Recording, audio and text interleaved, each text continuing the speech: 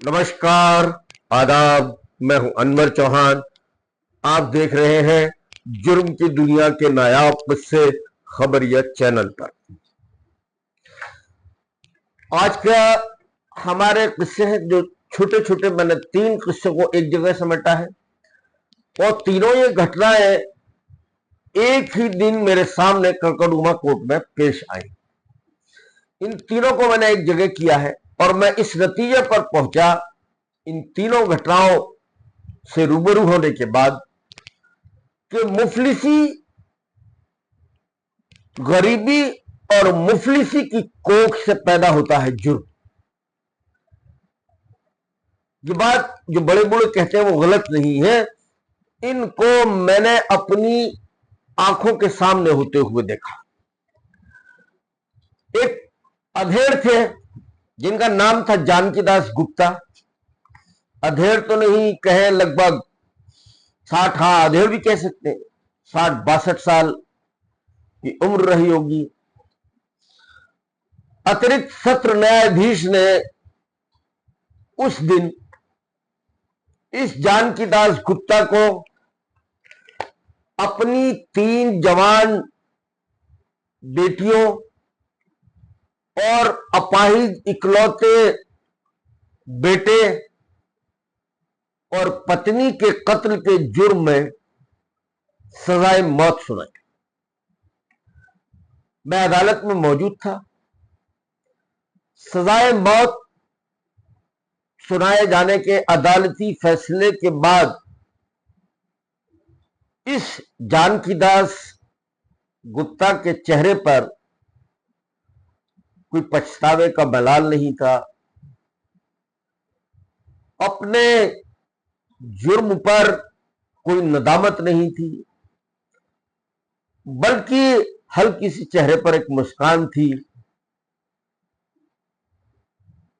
अदालत से जैसे बाहर आए, इस जानकी दास गुप्ता से मुझे गुफ्तगू करने का मौका मिला।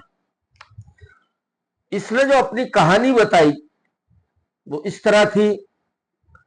उसने बताया, मैं हरियाणा के हिसार जिले का रहने वाला हूं। दिल्ली के विवेक विहार इलाके में अपने परिवार के साथ रहता था। कारोबारी था, बड़ा कारोबारी था, अच्छा व्यापार था। परिवार में 3 जवान बेटियां थी, तीनों दिल्ली यूनिवर्सिटी में पढ़ रही थी। एक बेटा था राकेश, जो टांगों से अपाहिज था। वो हंसराज कॉलेज में बीकॉम का छात्र था। परिवार में एक पत्नी थी। बोले, इस जानकी दास गुप्ता का कहना है कि धीरे धीरे परिवार में घाटा होता गया, कर्जदारी बढ़ती गई, कर्जदार दरवाजे पर आने लगे। उन्हें वादा दर वादा बार बार उनसे वादा करता रहा। कर्जदारी के चुकाने के कोई आसार नजर नहीं आते थे। जिंदगी में कुछ नजर नहीं आ रहा था। कर्जदार कर्ज मांगने आते थे, लेकिन निगाहें पत्नी और बेटियों पर होती थी। वो आए दिन ये नजारा देखने लगा। उसने फैसला किया कि अब कोई, बोले उसके पास खुदकुशी का एक चारा बचता था। उसने कहा कि यदि मैं खुदकुशी कर लेता तो मेरी बेटियों का क्या होता, मेरी पत्नी का क्या होता। दूसरे लोग उस मजबूरी और लाचारी में नाजायज फायदा उठाते, दर दर की ठोकरों में भटकते। इसलिए जानकी दास गुप्ता ने यह फैसला किया कि पूरे परिवार को खत्म करके और खुद भी खुदकुशी कर ली जाए। 6 साइनाइड के कैप्सूल लाया। वो 3 बेटियों को खाने में मिलाकर दे दिए, एक बेटे को दिया, एक पत्नी को दे दिया, छठा खुद भी खाने वाला था कि अचानक मन में आया कि इन हत्याओं का आरोप न जाने किस पर लगे। इससे बेहतर यह होगा कि थाने जाके खुद बता दो कि मैंने ही अपने परिवार को खत्म किया है। जब पत्नी, बेटियां और बेटा खत्म हो गए, नब्ज पकड़ के देखा, मौत की तस्दीक हो गई, तो वो विवेक विहार थाने पहुंचा। थाने के एसएचओ को सारा माजरा बताया और उसने बयान दिया। एसएचओ ने कहा कि अपने बयान से मुकर तो नहीं जाओगे? उसने कहा बिल्कुल नहीं मुकरूंगा। मामला उसे अदालत में पेश किया गया। अदालत ने तिहाड़ जेल भेज दिया। मुकदमा चलता रहा। अदालत में उसने एक बीच में, अदालत में जब मुकदमा विचाराधीन था, तभी उसने जज साहब से कहा कि वो सजाए, अपने आप को सजाए मौत चाहता है। इसके बाद भी अदालत ने नहीं सुनी।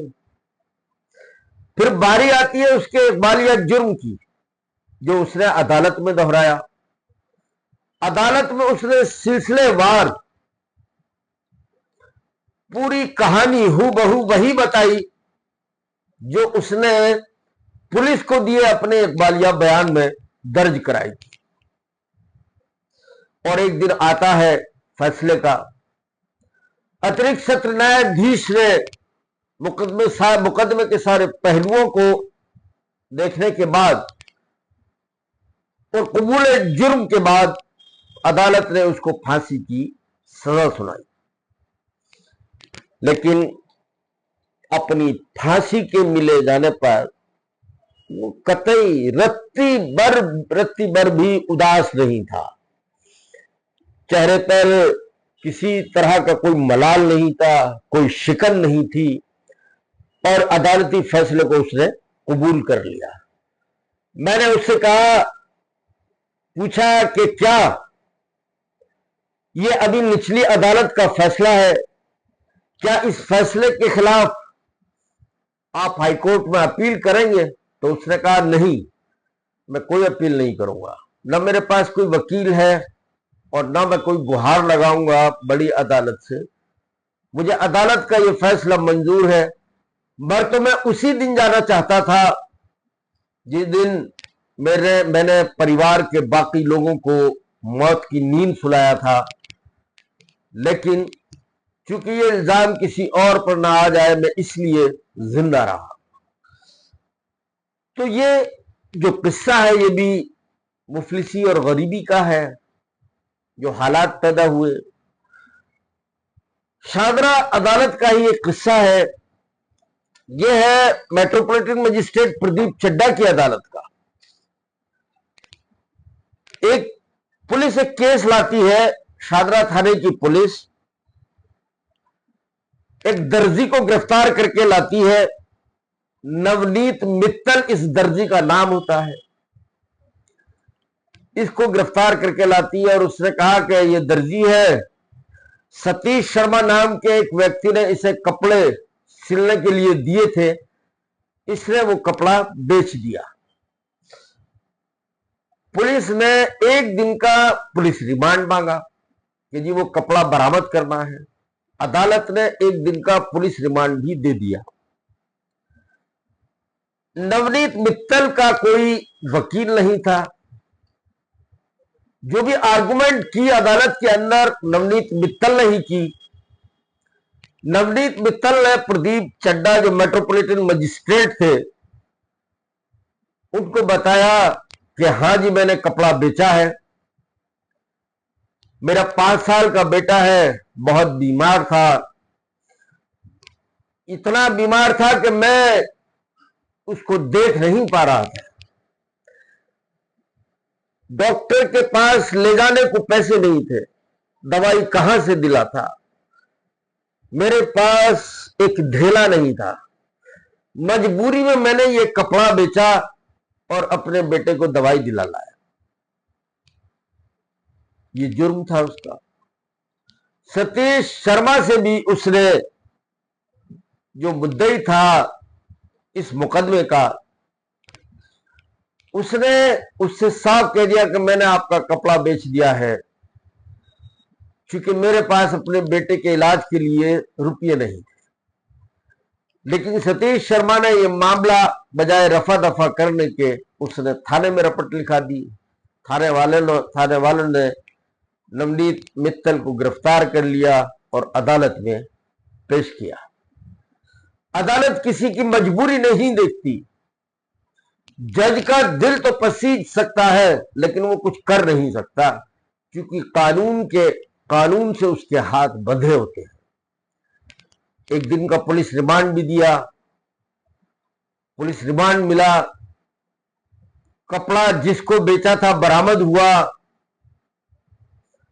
और अगले दिन फिर उसे अदालत में पेश किया गया और अदालत ने उसे न्यायिक हिरासत में भेज दिया। तो इस जुर्म की जो शुरुआत हुई, उसके पीछे भी मुफलिसी की एक कहानी थी। मुफलिसी यानी मैं जो कह रहा हूं कि गरीबी और मुफलिसी की कोख से पैदा होता है जुर्म। ठीक इसी तरह एक और कड़कड़डूमा कोर्ट के अंदर एक मेट्रोपॉलिटन मजिस्ट्रेट एसएस हांडा की अदालत में एक मुकदमा आया। उससे भी रूबरू होने का मौका मिला। एक विधवा थी, 2 बच्चे थे उसके, कोई देखभाल करने वाला नहीं था। जिस फरोशी के आरोप में उस विधवा को शादरा पुलिस ने गिरफ्तार किया और गिरफ्तार करके एसएस हांडा की अदालत में पेश किया। महिला अदालत में रो रही थी, जार-जार रो रही थी। वो कह रही थी कि उसके 5 साल और 7 साल के बच्चे को कोई देखने वाला नहीं है। अगर वो जेल चली गई तो बच्चों का क्या होगा। उसने एक बालिया जुर्म भी किया। अदालत के सामने कहा कि हाँ, उसने अपना जिस्म बेचा है और जिस्म के एवज में उसने कुछ पैसे लिए। उसने कहा कि मेरी जिंदगी में सिर्फ अब ये 2 बच्चे ही बचे हैं, पति की मौत हो चुकी है, दिल्ली से बाहर के रहने वाले हैं, यहां एक झुग्गी बस्ती में रहते हैं, और मेरे बच्चे एक दिन बिलक रहे थे, खाने के लिए मैं भूख बर्दाश्त कर सकती हूं, बच्चों की भूख देखी नहीं जा रही थी कि एक दुकान पर पहुंचती है उधार मांगने के लिए। उसने उधार आसानी से नहीं दिया।